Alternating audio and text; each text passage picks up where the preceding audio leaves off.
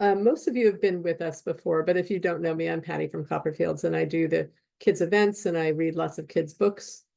Um, there is a book list. Yeah. I've got my brilliant counterpart, Jamie, in the background here. Jamie, why don't you turn on at least your speaker for a second? I have a list. I can email it to you. Can you drop it in the chat? Here's my intro. Hello. Welcome, everybody. Good to have you here. I'm so glad you're willing to spend time on a weeknight with us. And there's so many good books this year. So after tonight, next Wednesday, the 23rd, from 6:30 to 8:30, we're going to have shopping night for teachers. We're going to have a selection of these books in the store. You can bring in your purchase orders or your Petaluma Community Guild funds. You will get an extended discount, so you'll get more money off than usual, and we'll charge you that night. So if we have to order stuff for you, like if we run out of titles or we didn't anticipate something you want to get, no worries. We'll charge you that night so you get this better discount. If you don't have an educator card, I think we're going to go ahead and reissue those just so you have a current educator discount card. It's not like you have, I think I know all of you, but that way at least you have something if I'm not there that you can flash at the counter so you can get your discount all the time. So on the 23rd, 6:30 to 8:30, extended discount and wine and chocolate, because by God, we need wine and chocolate by now. At least I think so. I think we do. So that will make it fun. I'll have some free stuff. I'll have free advanced copies, some posters and handouts and things like that. And you can all just hang out and look at books. It'll be very fun. Coming up on the weekend of November 1st through 3rd is Money for Schools, the fundraiser. If you haven't done it before, you sign up. Any customer that goes into any of our 9 stores and mentions your school, 20% of their sale, their purchase before tax goes to your school. So if they spend $100, you get $20. And we have all this collateral stuff we can ship out to you that is flyers for your newsletter, flyers to go in your social media, so you can promote it pretty easily. And okay, I think you're getting your list. And you can encourage your parents to shop, and just go in and do their Christmas shopping. It's close enough to the holidays that maybe they'll want to spend money in the store, and you get 20%. So it's worked really well, I think, in the past. You can take the money as cash, or you can get a gift card for Copperfields. And the good part of the gift card is then when you spend it, you get your educator discount, so you get another 20% off. So I think gift cards are the way to go, but you can do, if you're raising money for a school garden or something, obviously you can do the cash instead of the gift card.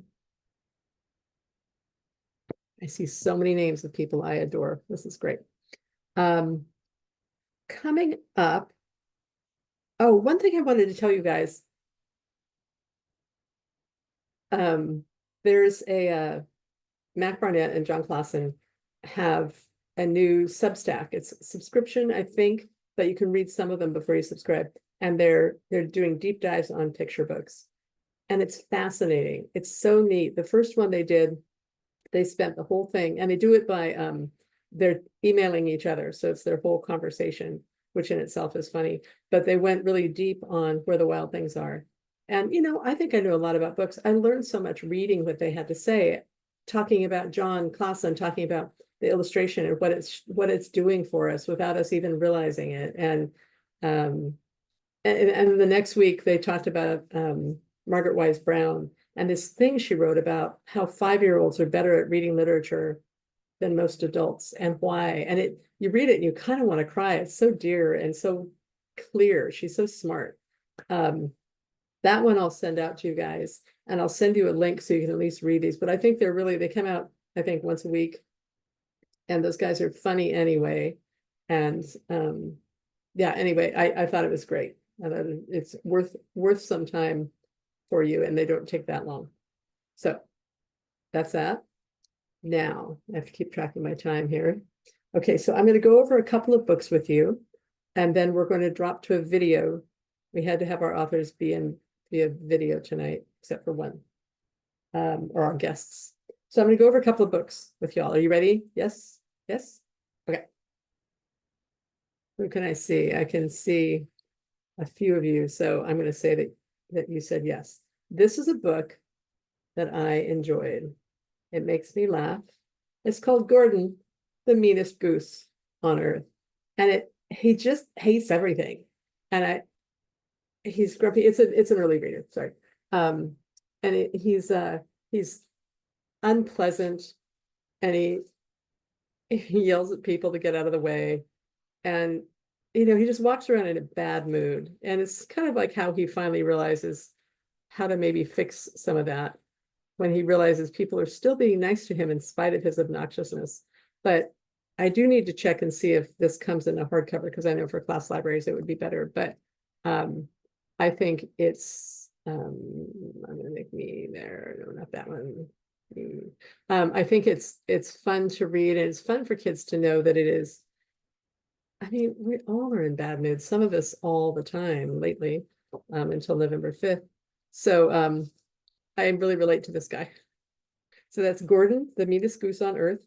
The author is Alex Latimer, and it's an early reader. We keep in our early chapter book section. I think it's very cute. And also, if somebody has a question, you can do that little raise hand thing, because I know you're going to enjoy hearing somebody else's questions rather than just me yammering. Next up, we have Stella and Marigold. This is the new series by Annie Barrows and Sophie Blackall, the two that did Ivy and Bean. And this is about two sisters named Stella and Marigold. I feel like it reads a little bit younger than Ivy and Bean, but on the other hand, it's a little more text heavy, but there's something about the characters themselves feel a little younger. But Annie Barrows is just one of the funniest people I know, and she and Annie do such cool stuff together. So this is the first. I think there will be probably only one a year. So that's not much of a series to start out with.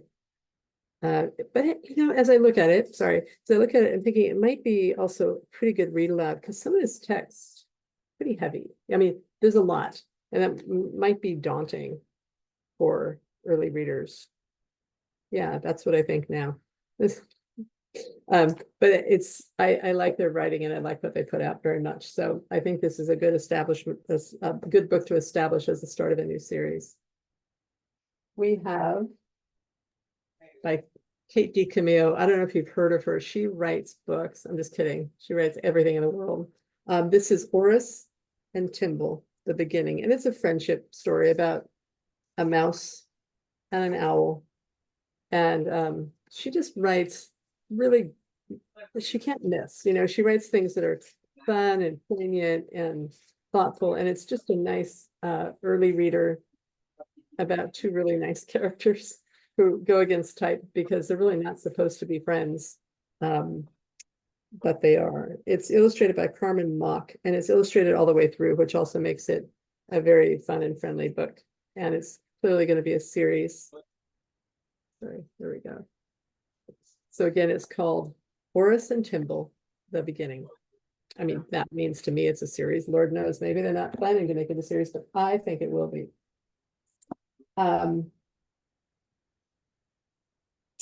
Next, I'll tell you about.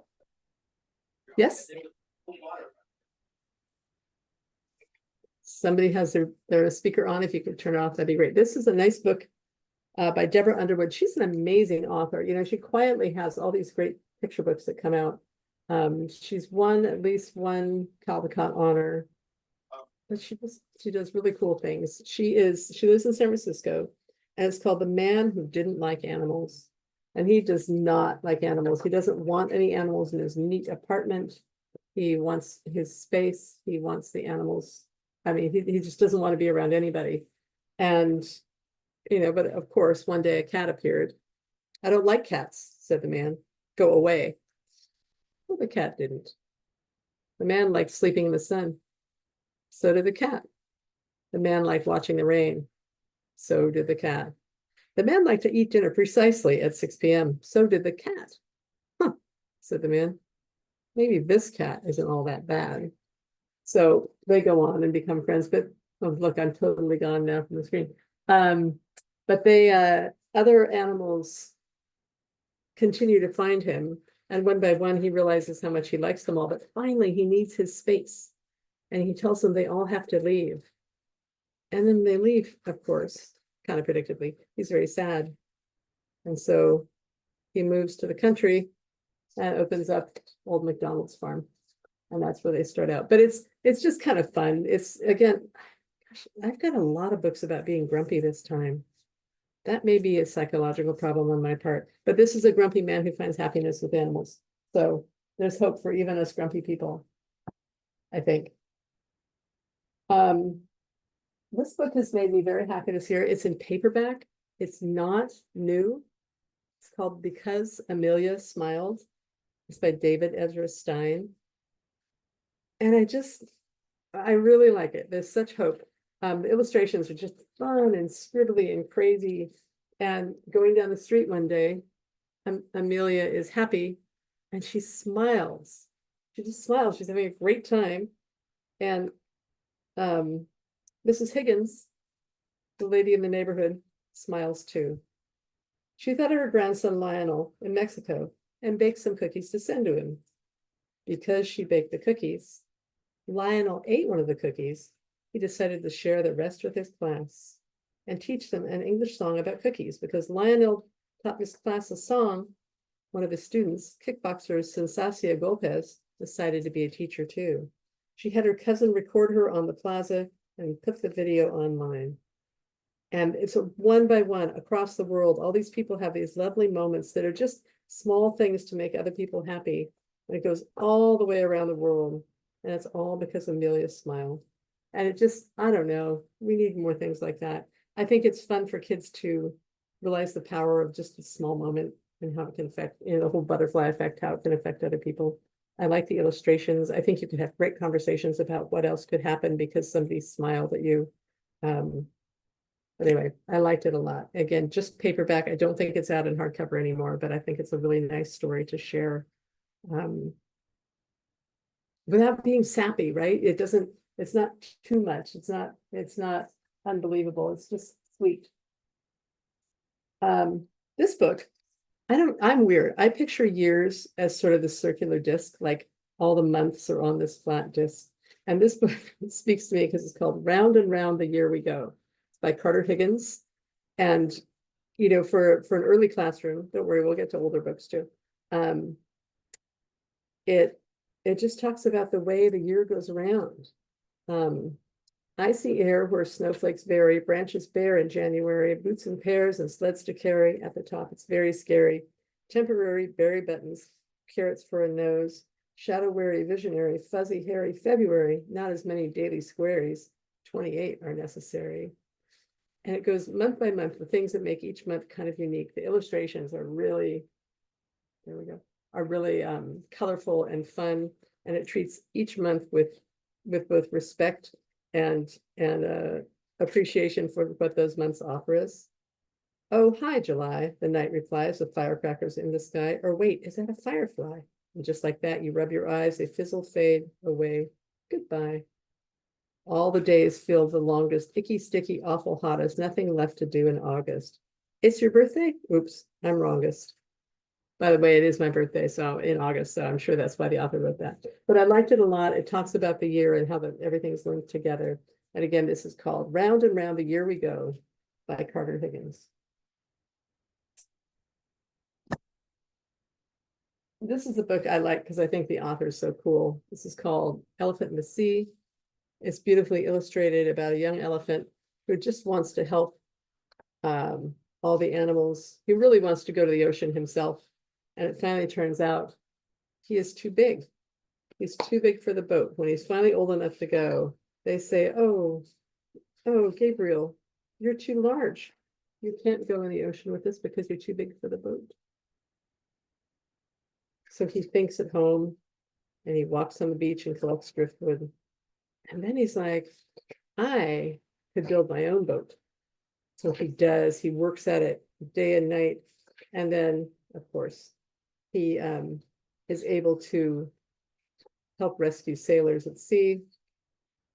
And they all work together to build a new boat. But it's just, and then he's a very old dude now. But it's just his story. But I watched the author read this book to so many students, and they really they really liked the story. They liked his little hero's journey, and they liked how he didn't give up and found his own way to do things. And it's longer than some picture books, which I appreciate because sometimes they're very short and there's not a lot to them. They're beautiful, but they don't have a lot of text. But this has a bit of both. And so again, this is called The Elephant in the Sea by Ed Veer. Okay, now we're going to try having two books talked about. We're going to hear about There's That Sun Again and The Table on video from the editor. So let's see, I'm going to do this. Jamie, I'm going to share my screen. I can do that. Yes, I can.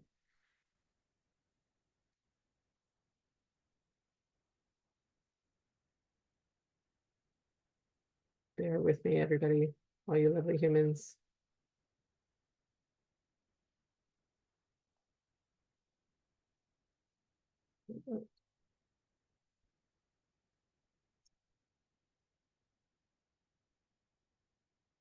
I should seriously play hold music. It would be only so fun. Okay, we're going to go here. And then we're going to do this. And then we're going to explode this. Hi, everyone. I'm so excited to be talking to you tonight. Welcome to all teachers and educators. I am the product of the Petaluma school system myself, so I think very fondly of all of you and many of you by name. We're so pro here. Good. So excited to be talking to you tonight. Welcome to all teachers and educators. I am the product of the Petaluma school system myself, so I think very fondly of all of you and many of you by name. The two books I wanted to talk about tonight are two picture books. The first is set at a school. It's called There's That Sun Again, and it's from a new author, M.K. Smith Dupre. They are an amazing writer, very, very poetic. And the story of this book is the story of these two children, one of whom reads as female, one of whom is indeterminate gender, could be boy, girl, whatever gender they identify with. And the story takes them on this amazing sort of journey of ups and downs and in-betweens while they're at school. So each feature that they encounter, they experience in the best way possible, the worst way possible, and then a sort of compromise between the two. So it starts on a sunny day, and we think about how beautiful the sun is. The two characters are swinging on sunbeams in this kind of like surreal, fantastical setting. But then the sun can be too hot, so it can take it to the other extreme. And after we go from sort of one pole to the bottom of the same pole, we encounter the medium, which is the rain. So this happens over the course of the day. It all takes place arriving at school, spending time at school, and it's really the friendship that is developing between these two children. They both sort of see each other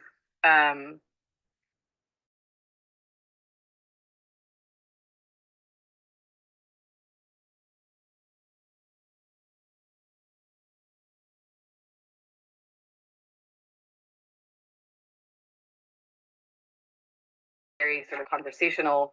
It's sort of poetic and goes from ups and downs. And at the end of the day, the two friends part.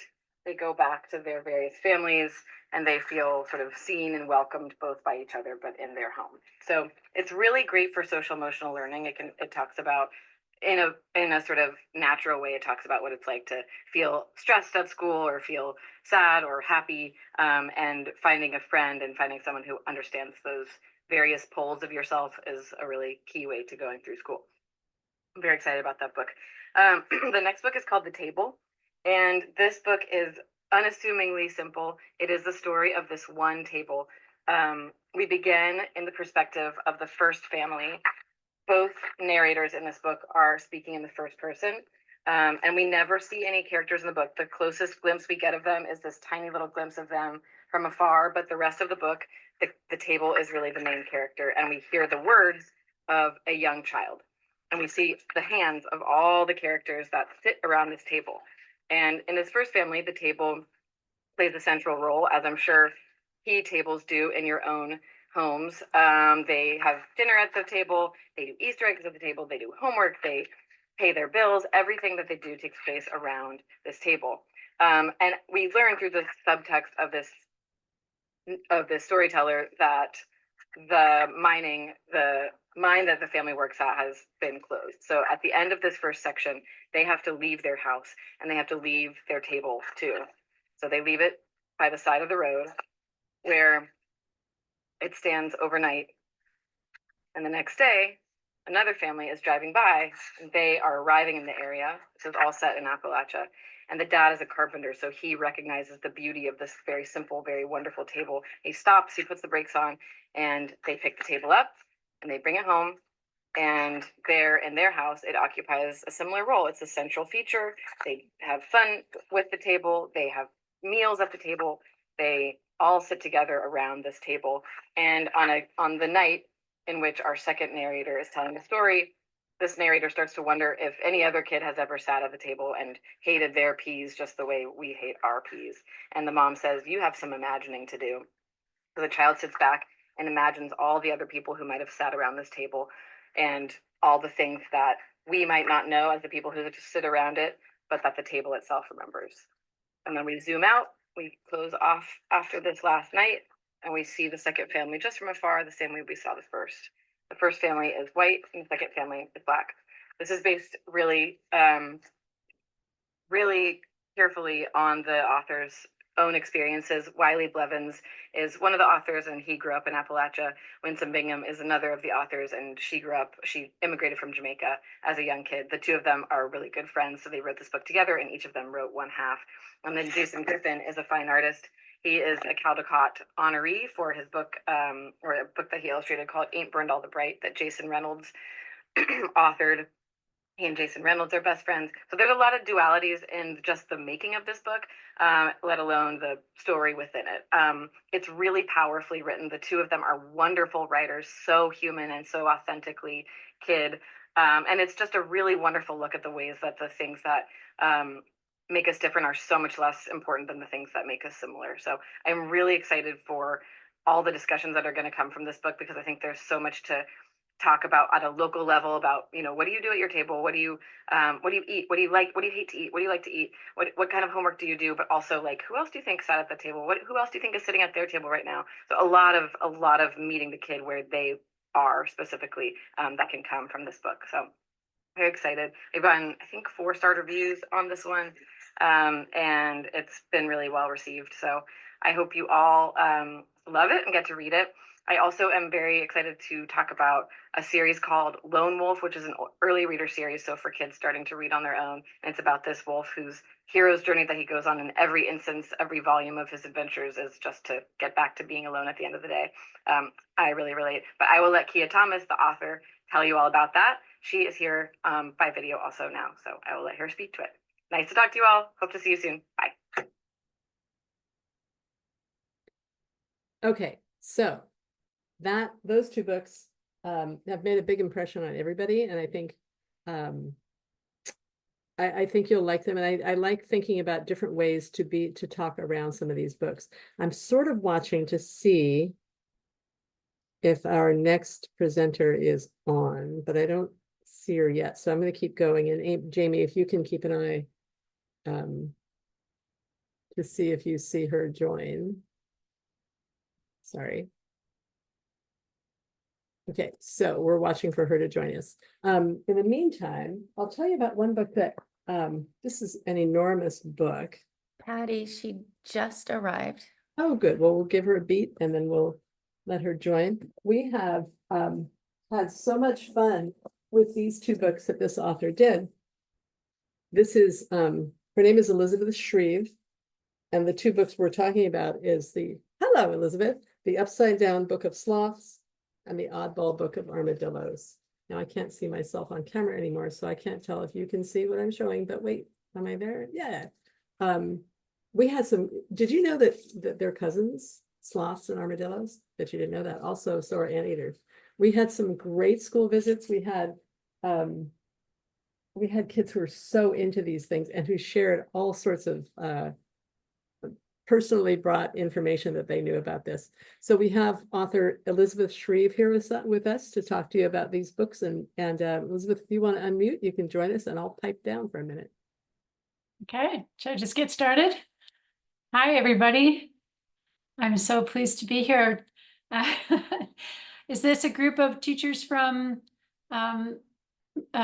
Sonoma, Sort of Most- the North Bay. North Bay? Great, that's wonderful. Well, Patty probably mentioned that we had a couple of really, really wonderful, I guess, 3 schools last week in one day. It was whirlwind. It was so much fun. I love meeting with the kids and finding out what they know, what they're curious about, and then kind of introducing them to oddball animals, because often animals are really a way for kids to connect to science topics. And science is a great way to tie into literacy and to reading. So if they're naturally, instinctively love animals. I find especially these animals from South America and Central America have a kind of an interesting appeal, because we have a lot of kids who have heritage, whose families come from those areas. And so it's fun for us to learn about animals of the Americas and kind of celebrate that connection and learn, like, why are the animals of South America so distinctive and wonderful? Why did they evolve? They evolved separately, and we talk about how the continents kind of fit together like puzzle pieces and moved apart. And then North America connected to South America, and how the big predators marched down, and some of the weird oddball cool animals from South America marched up. So that's a lot of fun. The book that came out last year is the the Upside Down Book of Sloths, for obvious reasons. It's the Upside Down book, and it pairs and compares the 6 living species of tree sloths with some of their amazing prehistoric ancestors, who were huge. And some of them marched all the way up to North America, as far as Canada and the Yukon, and they swam in the oceans. And they were really, truly amazing creatures who sort of helped us understand the whole idea of evolution. They're very important to Charles Darwin and that group of scientists that kind of figured out that animals of prehistoric times that are found in fossils are linked to the animals of today. And yet, despite these great, huge fossils that we find, all the sloths of today hang upside down from trees. Like, why did that happen? So there's a lot of wonderful questions. Plus, sloths are just so cool and so appealing to kids. And then my editor decided that we should do armadillos, because, as Patty mentioned, armadillos are taxonomically linked. They're linked to sloths and also to anteaters. These are such wonderful oddballs. And one of the things I love about the idea of teaching about oddballs is that I think, a lot of us feel like oddballs a lot of the time. These are really strange and interesting animals that are often mistaken for reptiles, but they're actually mammals, but they are the only ones that have the outside covering. So it's easy and fun to ask kids, like, why would an animal have a hard outside covering? And why would they roll up in balls? And we got some great answers to that last week, when kids were like, well, if you're in a ball, then you could be like Dragon Ball Z and roll yourself at your enemy. So it's really, really fun to talk about that. And so, of course, the illustrations by Isabella Grott are winsome and lovely and fun. And we can learn about the different types of armadillos and how they're expanding further north, because in this case, the armadillos do travel up into North America, and they are moving northward as conditions warm up. They're able to live in a little farther to the north. And then some of their prehistoric ancestors were as large as a small car. So kids always really love the size comparisons. Can compare the little tiny fairy shrimp that will fit on your palm of your hand to the giant glyptodons. And that's really a lot of fun. And of course, the three-banded armadillo that can roll up in a ball. And for the little kids, I use a lot of puppets, for a small group, we use puppets. And sometimes, I didn't bring this last week, but I also have my armadillo hat. For the classroom, I did do a teacher guide for both books. The teacher guide for the oddball book of armadillos, I worked with a STEM teacher from down Southern California, and we invented a game, and it's called the Adaptation Game, and it's all available on my website. So it's a very simple card game, and we even have these really adorable cards. If you're interested, you can download this from my website, and if you're interested in getting a card deck and you're a teacher, I will send it to you. We have these in my husband's toy store. So it's a simple card game where you deal out traits cards. And these are things like tree dwelling, fast moving. You have claws, you can fly. So you have to choose which traits you want. And then the teacher calls out natural events, which are things like, it's an ice age, there's a flood, there's an asteroid that slams into the earth. And the different natural events have survival points, and the kids can use their computation and data management skills to use their worksheet, and they can fill out their chart, draw their critter so they can use their art skills. And then they, at the end of several rounds, they add up their points, their survival points, and they see whether their population is likely to survive or not. So that's a lot of fun. And if anybody wants to beta test this game, I'm happy to provide these cute little cards. They're super cute. So that's about it. You can find lots more information on my website about my school visits. And I'm really excited to be speaking at California Association of Science Education, I guess like in a few weeks. I don't know if anybody's going to be there, but I'm speaking with a couple of other educators, and we've also brought these books to California Teachers Association and the National Science Teachers Association with lots of ideas for curriculum and books that really tie teaching of science into the teaching of language arts in the classroom. And it was really great having you there. And, we don't always do events with science-based books, and watching the kids just light up with these topics and want to talk about them. And, the fact that Elizabeth is quasi-local means we might be able to get her back up for visits. So definitely let me know if you're interested. And one of the best things that happened at the last school we were at is this little kid came up to her at the very end, and he leaned in and he whispered, he's like, "Did you know that armadillos carry leprosy?" And Elizabeth said, "Well, I did know that. I didn't put it in the book." And he said, "Yeah, I just learned that a few days ago." And he wandered away. He's so proud of himself. It was so cool. So anyway, it's a very ripe audience for nonfiction books, and we don't always make that something that we take out to schools, because those opportunities don't get presented that often. But Elizabeth was great with kids, and man, they were great with her. It was really fun. So I will dismiss you, Miss Lovely Elizabeth, to go back to your evening, but thank you so much for joining us. Yeah, thank you for having me. Absolutely. Bye, everybody. Have Bye. a good evening. Take care.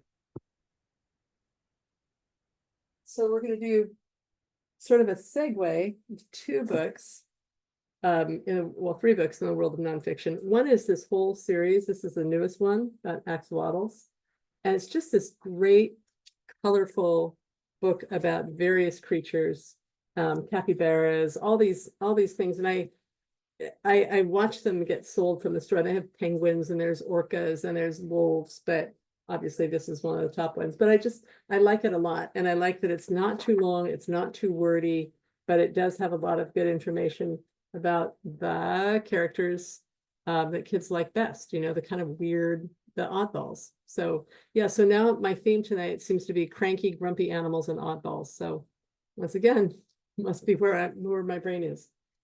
We had last week, this is a graphic novel called Magnificent, and it's about this dog Thunder and his girl Sage, and their adventures together. And he's like a devoted dog. He's a little bit goofy, but just really a good dog. But he's followed around by either the scepter or real wolf who is saying like, why do you do this? Like, wolves are cool, wolves are free. And it works in all this science about dogs and wolves. And dogs share like 99.5% of a wolf's DNA. Even, she says, a Chihuahua is that closely related to a wolf. And it talks about why dogs do things, you know, how they turn in circles before they lie down, all the things that may have happened for, you know, the first wolf that connected with a human, things that dogs have that wolves don't. You guys probably know this, but dogs make their eyebrows move. Wolves don't have that ability. And it's something that evolved for dogs so that they could connect more with their humans. Anyway, kids loved this. And again, it's a fun story, but it is also just chock full of science information, which I really love. So again, that's Magnificent, The Adventures of Thunder and Sage. And Thunder, he is a good dog, but he does have, I'm trying to see what she calls it. He has nervous air, I think he calls it, or nervous wind, 20 parts, which is always funny. Jumping to the other side of the spectrum, a graphic novel that is serious, but we had the ability to have this author, Cherie Smith, earlier this year. This is Pearl, and it's the story of a young girl who goes from Hawaii. She's Chinese American or Japanese American, and she has to go to Japan to help care for her ailing grandmother. And while she's there, World War II gets fully underway. The United States gets involved in it. Her family is put in an internment camp. Towards the end of the book, Hiroshima happens because that's where she's living. And it's really just this fascinating story based on true stories told to this author. She is not Japanese, but she worked with somebody who's Japanese. And it's pretty fascinating. It's all done in these blue and white tones. It's somber, but it's not hopeless. You know, it's again about adaptation and resiliency and finding a way through. And so kids have been really fascinated. And I know they're fascinated because they may see the author, but then they come in to find the book again and again. So it's not like they just saw her at school. They're really fascinated with this story. And we visited middle schools with this book. We went to a couple of junior highs. And I think they were very intrigued. So again, that's Pearl by Cherie L. Smith. All right. Finally, chapter books. I had so many, you guys. I hope you packed a lunch. But I'll go pretty quickly. So I like this one a lot. This is called Splinter and Ash. And it's the beginning of a saga about two characters. Splinter, Ash is you know, a princess who's been schooled elsewhere and brought back to her kingdom into a pretty rocky relationship with her brother and uproar and disarray in the kingdom. And Splinter is a squire who wants to protect her. And as you go along, sorry, spoiler, Splinter is non-binary and says, I'm not a girl, I'm not a boy, I just want to be a knight. You can't be a knight without being a squire, and I could protect the princess. And so it's their relationship together, which is very sweet and very they empower each other, but then it's just a really good adventure. Yes, there's some bad guys, and there's a really grumpy older brother who in the long run ends up being okay, but the saga is great, and you can see where it's going to go. There will be other books about this, but I liked it a lot. I liked the not hitting you over the head with somebody being non-binary. It's just a fact. It's like Splinter wants to be a knight, so what? And so it's by Marieke Nijkamp, if I'm saying that right. And I liked it a lot. That was a very good adventure. And both an easy read and one that I enjoyed reading. This one is by Linda Sue Park. A lot of you probably know her name. She's an award-winning author. And this is called Gracie Under the Waves. It's a little formulaic, except the subject is so good. Gracie is a girl who's she's gone snorkeling 3 times in her life, and she is convinced she's going to be the snorkeler of all time. Like, all she wants to do is go places where she can snorkel. And so she finds a way to convince her family to go to visit a really great place. I'm sorry, I'm blanking out on where, but anyway, outside the United States, where there's amazing snorkeling, and she learns about how the coral reefs are being destroyed. And all of a sudden she becomes just this eco warrior, not easily. And not at first, she's a little bit selfish and self-centered. She just wants to snorkel. And then she starts learning about what's happening to the ecosystem there and how it's, I mean, the percentage of how much coral has been destroyed already in real life is phenomenal. And she looks for ways to be Great Barrier Reef. I wonder, Shireen, I guess I could look at this and tell you. She goes to in Honduras, where they can snorkel together. She wants to go to the Great Barrier Reef, and she also wants to go to the Maldives, but she doesn't get there yet. But as she learns, she grows. And as she grows, she finds ways that maybe she can impact climate change. And, I mean, it was a good read. And I do like to snorkel. I'm not as self-centered as Gracie, but she comes around. She ends up being a good kid, but she has real things that happen. She scrapes herself on coral. She has an annoying younger brother, and it's just it's good, and it deals with some climate issues that I know kids are all very aware of and thinking about. So again, that's Gracie Under the Waves by Linda Sue Park. Moving right along. Let's stay in the nature world for a second. We had a lot of fun with this book. It's called Long Way Around, and it's by Ann Nesbet, who she teaches at Berkeley. She is an outdoors woman. She loves to hike. And this is about 3 kids who are cousins, and they are hiking with their families. And I think there's either Kings Canyon or Sequoia Wilderness. And for one night, they get to go over the ridge and have their own campsite. There's a 13-year-old, an 11-year-old, and a 7-year-old. And it's a big deal. They have all their stuff packed, and the parents are right behind them and let them go. And then there's an earthquake, and the ridge is closed. The pass is closed. The ridge is, cluttered with rock, and they can't get back, and their parents can't get through. They do have a map, kind of a funky one. They've got a kid who's pretty good about figuring out food. One of them is pretty good with maps, and they have to hike out, and they realize they have less food than they need for the 5 days they estimate it'll take. And it's just a wilderness adventure, but it was really good. They learn a bit about themselves. They have challenges. If you have ever hiked in any of our Sierras, you'll recognize all the challenges they have of streams that are going too fast and real shaly sort of scree that they have to get across. And it's a good adventure. The cover, probably the worst thing for this book is the cover makes the kids look really young, and it's actually just a great wilderness adventure. But I've had kids coming back in again and again to get the book with their parents because everyone's intrigued, and it's stuff that could happen to us, and it really, you have to figure out what would you do if that happened to you. So I liked it a lot. The Long Way Around by Ann Nesbet.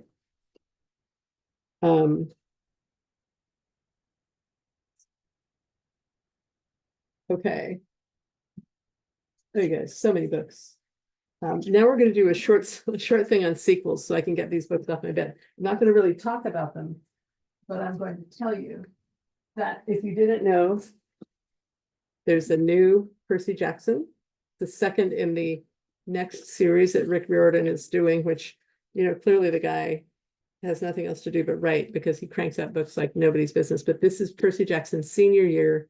This is book 2 in the series, and they're both in hardcover now and are doing really well. I mean, he continues Percy's story. He just lets him grow up and be a little bit older. Some of you may have heard White House Clubhouse last year. This is book 2 in this, and it's the daughters of the current president, who's female, maybe that'll be true, have found a way to they kind of time travel in the White House, and they go back in time. Last year, they went with Theodore Roosevelt, and this year they're going back to the War of 1812.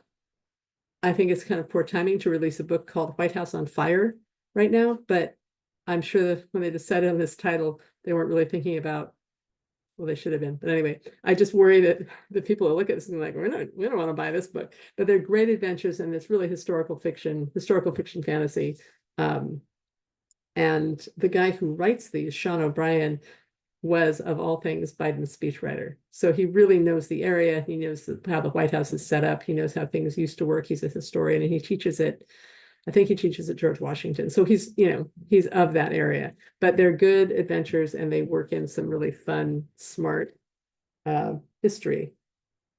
There's a sequel to The Swifts. If you guys read The Swifts book 1 last year, the sequel just came out. I have not read it, but I did like the first one a lot, and kids have liked the first one a lot. So this continues with their story. It's The Swifts, A Gallery of Rogues by Beth Lincoln. And how many of you remember Frindle? There's a sequel to Frindle that came out. It is Andrew Clements. I believe he just passed away, if I remember right. Yeah, he did. Well, in 2019, but he worked on this manuscript because he wanted to revisit the story of Frindle. Like, what would happen if you had some of those same elements, but some things had changed?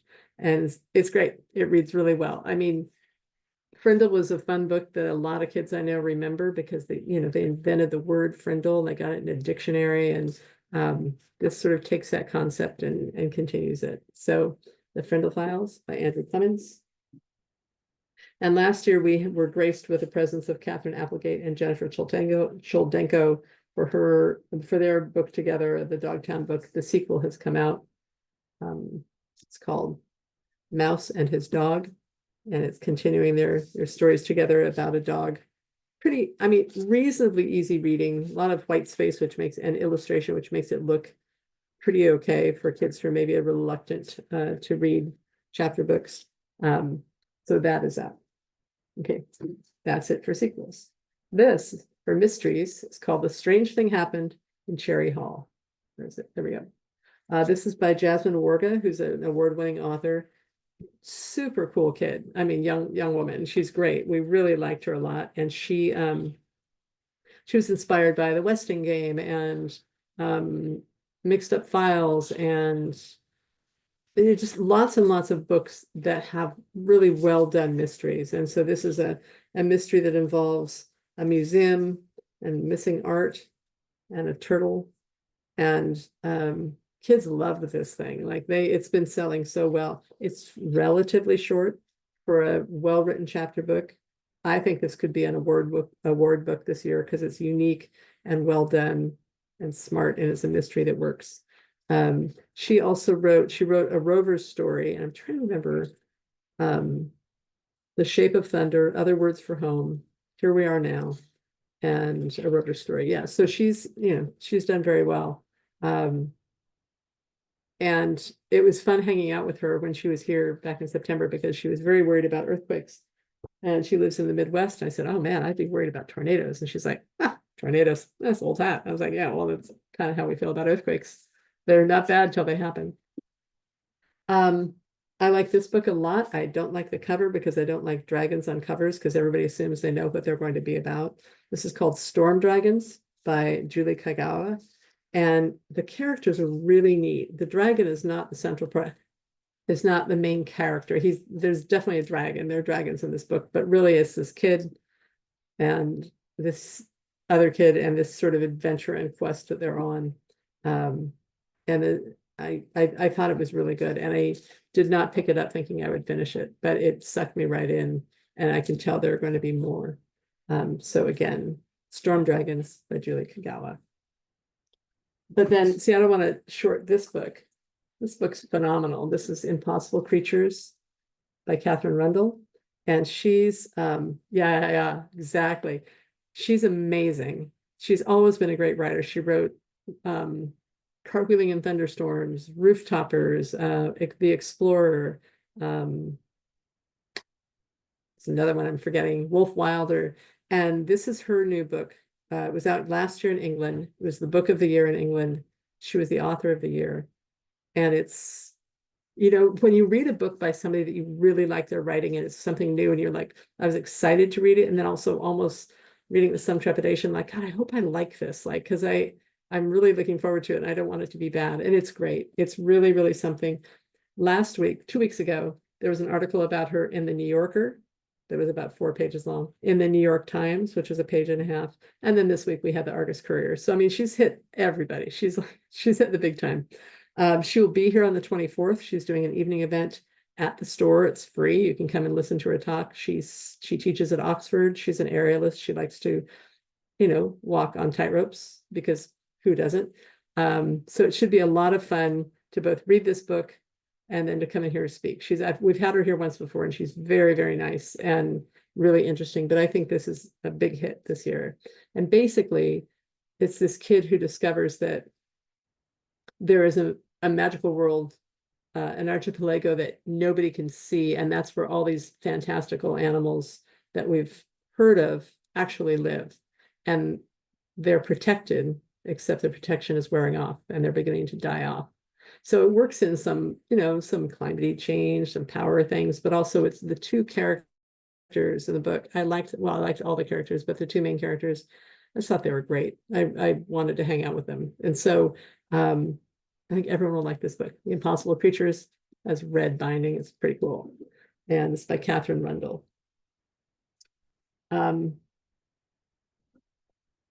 This is by Erin and Trotta Kelly, called The First State of Being. And it reminds me a little bit of When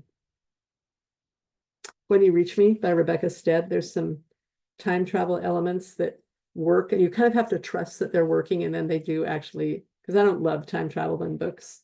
And this works out well. And it's fun to read. The characters are very believable, and also the way that they communicate and deal through this time where things are just a little bit different. And you can sense that there's time travel happening, but the characters are a little slower to figure out. And when they do discover it, it's like what they do with that knowledge and how they manage. So I think that could be another award book this year, except she keeps winning awards, so that might hurt her chances. But anyway, The First State of Being by Erin and Trotta Kelly. Okay. We're going to go through a few more middle grade books. We're going to take a break to hear from another author so you can hear somebody else's voice, and then I'll come back and finish up with high school. Sorry, high schoolers. You have to wait a little longer.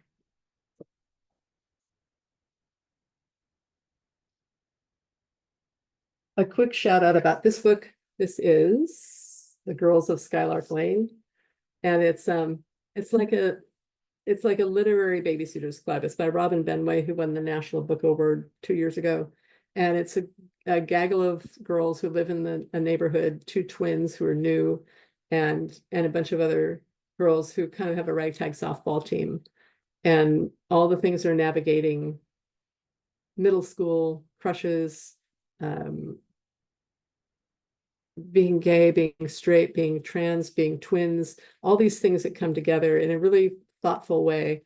And yeah, I think it's really great. We actually did a dinner with Robin Benway, and we invited 2 softball teams to hang out. It was the best evening. They had the best time talking about all kinds of things. Not that much talking about softball, to be honest. I liked this a lot. Deborah Ellis is an award winner. She wrote this book called The Outsmarters, which is probably a pretty sad name for a book. It's about a girl living with her maternal grandmother. Her mom's out of the picture. Her mom is an addict or somebody who's gone. And they don't have a lot of money. And she wants to figure out a way to make some money. And so she decides she'll start a psychiatry booth like Lucy in Snoopy in Peanuts. And her grandmother's like, absolutely not. You don't have a degree in psychology. You have no business charging people for advice. So she decides to start a philosophy booth. And she sets up this whole thing like a spinning wheel, and you draw a card. And then she researches all these philosophers, and then she gives people philosophical advice. And it's so smart the way it works. And it's so, it can open all kinds of conversations with kids about what a philosopher meant and how it applies. Often she'll tell her customers what philosophy she's drawn for them, what philosophical thing. And then they both discuss it, trying to figure out how it applies to their lives. But it's really cool. It's really a neat book. The title alone will probably mean nobody will ever buy it, but boy, I thought it was great. And it introduces philosophy and all that to kids in very believable ways. So high marks for that one. I almost had this author here tonight, and she wasn't able to because she's on tour and wasn't able to join us. This is The Bletchley Riddle by Ruta Sepetys and Steve Sheinkin. Steve has been at least at one of your schools, because I think Julie McClellan's on here. Yes, the Outsmarters was the last one. This is Bletchley, where codes were broken in World War II, and kids who were there, and it's so well researched and story told. Ruta Sepetys she did like Between Shades of Grey, which is not 50 Shades of Grey. She does all these historical fiction, deeply researched books about young adults. This is the first time she's written for middle grade. And Steve Sheinkin does things like The Bomb and other nonfiction books about the war or pivotal moments in history. And they collaborated on this book. And it's really a good read. It's an adventure, it's exciting, and it gives you a lot of insight into what the code breakers did during World War II that actually helped the war turn, and so turn to our favor. So I think kids will like it. It just came out this week, but it's a good one. And that is called The Bletchley Riddle. I have this one's I kind of didn't want to read this, and then I had the PDF copy, and I didn't read it, and I finally made myself read it because it's called When We Flew Away, a novel of Anne Frank before the diary. And I just kind of I wasn't in the mood to read it, but it is fascinating. And you are with Anne and her sister and her parents. It's fiction based on what they know of her and things they've read and things she shared about herself. But it's written by Alice Hoffman, who's obviously a great writer. And it's really all the things leading up to when they go into hiding, just what life was like, being in school, being siblings, liking ice cream, not being a very good student, all these things. And through it all, there's this sort of steady thrum of this ominous, because you know what's coming. They never go into it. She does not go into hiding in this book, but it was, it really humanized her to be somebody who was not just somebody who wrote a diary that we all know about, but who was a thoughtful, willful, silly, tween. And so it is really good. And for the kids who are everybody seems fascinated with World War II. This might be a great one. It's very well done. So again, that's called When We Flew Away. Yeah, thank you. Salt to the Sea, Julie. When We Flew Away by Alice Hoffman. And these three have some similarities. So I'll do them all at once. There's Gail Foreman, who has Not Nothing. Jennifer Choldenko, who has The 10th Mistake of Hank Hooperman. And Lisa Phipps, who does And Then Boom. These are all sort of, they're all boy main characters. They're a little bit hapless in that, in this case, this kid has done something really wrong. His community service is working at a retirement home. And, you can sort of see the sort of tropes of like, oh, and he's going to learn to be appreciated, and he's going to be a better kid and all that. But, he's awkward, and he's angry, and it's not quite as formulaic as you might think. And Gail Foreman has written plenty of really good books, so she does a good job with it. And I enjoyed it way more than I thought I would. Sometimes I start these books knowing I need to read them, and then I'm like, wow, that was a nice surprise. This is a kid who has his own set of challenges. It's called And Then Boom by Lisa Phipps. And he has, things are always kind of shaky ground for him, and things sometimes go his way, but more often than not, there's the other shoe drops every time he turns around. And something is going well, and then boom, something goes wrong. And you sort of feel for these kids who, through no fault of their own, life just does not go their way, and they're trying to find a way forward no matter what life throws at them. And you get pretty discouraged for them. But again, resiliency he's not grumpy, so that's good. He keeps dealing with what life throws at him, and things do work out. It's not a Hollywood ending, but he's a really good kid. So that was And Then Boom by Lisa Phipps. And then The 10th Mistake of Hank Hooperman, another male protagonist who he's a good kid and he tries really hard, but things just go south and he keeps making the wrong choices. And his 10th mistake is a really big mistake. And then he has to deal with both the consequences and realizing that he knew going into it, he was making the mistake and he made it anyway.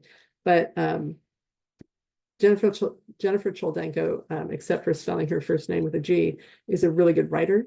And I think anytime you can read about somebody who, a lot of us go through the day feeling like, God, everything I do goes wrong. And you're kind of in somebody else's shoes and sort of you can see the mistake coming and you're hoping they don't do it. And then you're seeing them have to solve once they make it. So there's that. And then don't worry, you're going to get a break from me in just a second. This is called Buffalo Dreamer. It's very short. I liked it a lot. And it's about a young girl who's going on vacation to Canada with her family to the reservation that her mother is from. And she starts having these dreams about a girl who's running away from something. And in the dreams, there's also a wise buffalo. And she begins learning in real life, not in her dreams, about all the children who were taken from their families and put in homes in Canada and the United States to educate them and to sort of learn them away from their heritage as Native Americans or First People. And it's really compelling. It's very well told, and it's some history that we all need to acknowledge and know about. And I think kids would, the way it's presented, it's really, it's not sad, but it makes you recognize how many 10th mistakes we made as a country, or that Canada made with the schools that they put kids in. So that is Buffalo Dreamer. And then I was going to talk about the Fairy Tale Fan Club. It's kind of funny. You should probably look at it. Wait, there we go. You should look at it to see it, but it's basically fan letters to all the fairy tale characters. Little Red Riding Hood, the Emperor Who Had No Clothes. They get fan letters and they have to respond, but they're very funny, and they're very honest with whatever questions they're being asked by these purported fans. I think kids would have a good time with it. I mean, technically, it's a whole bunch of short stories from the point of view of the various fairy tale characters. And yeah, I liked it. That was clever. Very well done. And then we're going to take a brief break and listen to one more author video, and then I'll do some high school books and we'll wrap up so you can all go have your dinner. So let me share my screen again.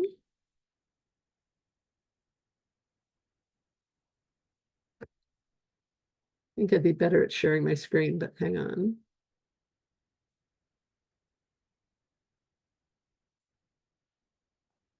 There we go.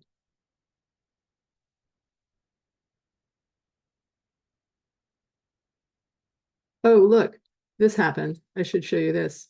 Our daughter was named the rising star of the publishing world 2 days ago. And she's on the cover of Publishers Weekly this week. That was the lovely Taylor, who you're about to hear from again. But we're all pretty excited about that. That's a huge accomplishment and surprised us all.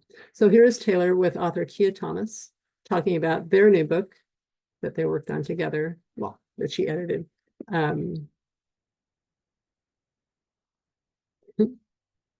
Bear with me.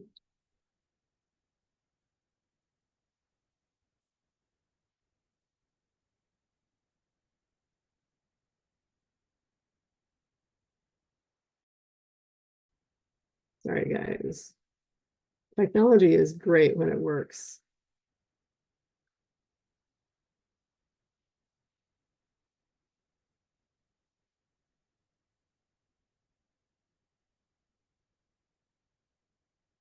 Hi, everyone. We're so happy to be here. I'm here with Kia Thomas, the author of Lone Wolf. And I'm Taylor Norman. I'm Patty's daughter. So much fun. So I am the author of Lone Wolf, which is this book here, and also this book here. Oh yeah. Sorry, just put it in front of your face. That's okay. Taylor. That's fine. I'll Which take is written by me and illustrated by K-Fi Steele. And it's an early reader series aimed at ages 4 and up. So 4 and up is 4 is a read aloud really, and then sort of 7-year-olds, it's a really good early reader. Yes. They're very surprisingly, about a wolf who likes to be alone. And the way that they started is Taylor and I were emailing each other, and I was writing quite a few stories that had like 2 or more characters, well, mostly 2 characters. They were just 2, 2 yeah. They were a characters bunch of like kind of based on your own kids. Yeah. Although you have 3 kids, which is a little awkward. Just Who did you cut out? Cut one of the kids. So sad. But they were Right. really, really, really funny. But I kept thinking of like Elephant and Piggy and Frog and Toad and all the other buddy comedies. And so Taylor wrote me an email that said, like, look, I love these, but could you write about any different dynamic? Like, I don't know, like a lone wolf or a classroom of kids or a trio. And so then as a joke, I wrote a story about a lone wolf, a literal lone wolf in a classroom of kids, which became the beginning of this book. And Taylor wrote back and said, okay, look, I know you're joking, but actually So good. I really liked it. So good. Okay. They were, I don't know how many you sent the first time, but they just like poured out of They you. were so, yeah. In my memory, there was like 2 and then 5 and then 10. And they were just, it was so clear that this character like really needed to exist. Yeah. And, you know, I got really excited about them because 1, they're really, really funny. They feel like you're reading like a Seinfeld episode. Like they're Kia could write for TV. So totally. But they also, anyone. No. but they also are like about kids. I mean, he is the only animal protagonist in these books. Everyone else is a human. Mhm. So he's really alone. And I think like all of you teachers and educators, in addition to parents, like we all know the kids who really thrive when they are left alone to their own devices. And I loved that none of these stories made him go off and find a quirky friend who wanted to be alone together or any like more easy solution. It was really just a testament to the kids who do best on their own. I think he very early on, so even though I wrote the first one just in kind of to make Taylor laugh, it was so clear that he just kind of almost stepped off the page and became his own character. Yeah. And I think I was saying to Taylor even yesterday that I really feel like he's just his own person and I'm just kind of telling his story. Yeah.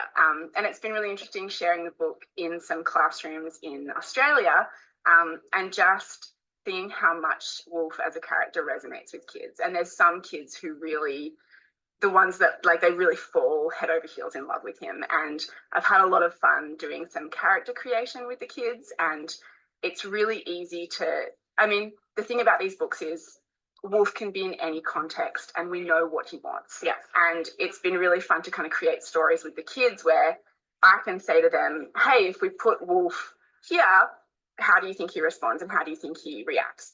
And so it's a great kind of starting point and jumping off point for talking about character and the creation of character, because I think he's just such a strong character. Yeah. And yeah, the kids really, I've had some really wonderful feedback and they're just such a joy to write. Yeah, they're a huge joy to read. They're really funny read alouds. And the other thing is like they really are good teaching tools for kids who are starting to learn how to read. So every character in the books has their own adjective.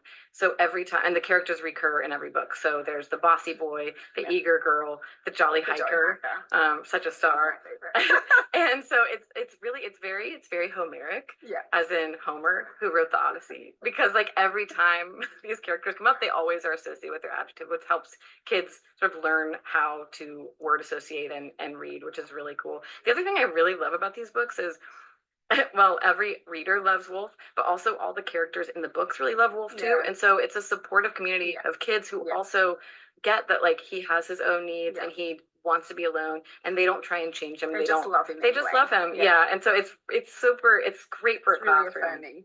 It is really affirming. And I know we all know kids who are this way, and I feel like I probably would have been this way if I knew that it was okay to be this way. But so it's such a good series. The first 2 are out now. goes to school and gets a pet, and then the next two will be out in summer 25. So, and in summer 25, he goes on vacation and he goes to the library. Yeah, It's very exciting. super fun. Very fun. Thank you for your time Thank and you for so all you do for much. kids and for listening to us Love talk it. about these books. We'll see some of you tomorrow. Hooray! Bye. Okay, so they are really funny books, and we'll have them at the store. We're visiting 2 schools tomorrow and 3 schools on Thursday. And then Kia will be at the school, sorry. Kia will be at the store after school on Thursday, but they're really, really fun. So I'm gonna go through 5 more books and then 2 books really quickly. I swear, you'll get to have your dinner. This I love. It's called Where Wolves Don't Die. And this is a native kid living in Minnesota, in the Twin Cities. And he's involved in an altercation and is a suspect in a crime that he didn't commit. But they say, you need to get out of town. So go up to the res again, stay with your grandfather, work the trap line, and just be out of sight, out of mind for a little bit while things settle down. So he's a cool character. It's just a teen story, except that they work in so much native lore in the nicest way. His grandfather's so cool. And the things that he learns, the challenges that he faces, I really, really liked it a lot. And I know that I feel like sometimes some of the books about Native American kids try so hard to be so issue related that they lose the story. And this just has a great story. And so anyway, this is called Where Wolves Don't Die.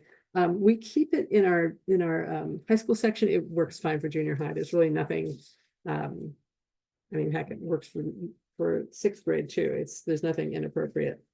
This one is called The Extraordinary Disappointments of Leopold Berry. And this, it looks like an old videotape. And you know, it's really funny is when they sent out the advanced copy, it was in a slip cover for a VHS tape. It's about this kid who has some connection to an otherworldly sort of place, except he's just not very good. You know, he's not there, and they're like, oh, you're the chosen one. And they have him do all these tests, and then they're kind of like, yeah, no, actually, it's not you. You're not good. But it's Ransom Riggs who wrote the you know, the book about Mrs. who's it says, somebody throw it in the chat because I can't think of the name of it. He's got a good imagination. I don't think the last series needed to be 5 or 6 books long. This is the first, and hopefully won't be a huge series, but boy, it's I really enjoyed it. I like the characters, they're very believable. Their world, our world collides with this sort of other world. And they both coexist. Miss Peregrine's children. That's what he wrote. I enjoyed it a lot. I think boys and girls would like it. I think middle school and high school would like it. And he's just a really slightly sad sack character. That's pretty cool. So that's The Extraordinary Disappointments of Leopold Berry. Another sequel shout out, if you ever read the book by Gary Schmidt called Orbiting Jupiter. This is the sequel called Jupiter Rising. And just short, thoughtful, poignant, well written, and hopeful ultimately. So if you haven't read the first one, you'd want to read that. I have Maureen Johnson writes murder mysteries, and she has this great droll humor that comes out in her books. This is called Death at Morning House. And I love the way she writes. I don't think it's going to be a series, but I really enjoyed it for everybody that wants a murder mystery. She's, without it being too gory, she's good. She's a good writer. Death at Morning House. This Kathleen Glasgow is crazy popular with teens right now. And this is her new one that just came out called The Glass Girl. Well written about a girl that has a severe drinking problem and gets through it, falls back, gets up again, gets in trouble. It's gripping, and everybody seems to really, really like the way she tells a story. So I think it could be really a good read for a lot of teens. And she she doesn't realize how much she's using alcohol, because at first her grandmother always lets her have a sip of wine at dinner, and then pretty soon she's like, oh, that's pretty great. And so you feel for her because she doesn't realize how deeply she's being damaged by things that go on in her life. Anyway, it's called The Glass Girl by Kathleen Glasgow. And then this, because Jandy Nelson's a fabulous writer, this is called When the World Tips Over. And she wrote two other books that I really like. I'll give you the sun, and you guys, I can't remember book titles anymore, but she's a brilliant writer. And this is set somewhere in our wine country. And it's kind of it's characters, but then it's sort of generational. There might be a little bit of magic or ghosts, but also it's just a family that's been damaged and is getting pieced back together. It's really good. It's really, really good. And she's another one that I like her writing so much that I started it and was worried if I don't like it, after all the books I've read of hers that I do like. And it's good. It hits all the notes, and I liked it a ton. So that's When the World Tips Over by Jandy Nelson. Two more. I had an art teacher go really nuts for this book, so I wanted to show it to you. It's oversized, so it never gets displayed very well. It's called Before Colors, Where Pigments and Dyes Come From. And it's all about how color is actually made. It's a big, beautiful book with so much information about where our color comes from. Like colors actually do originate somewhere. So I'll have that for you to look at in the store. And then, wait, one more high school one. I'm sorry.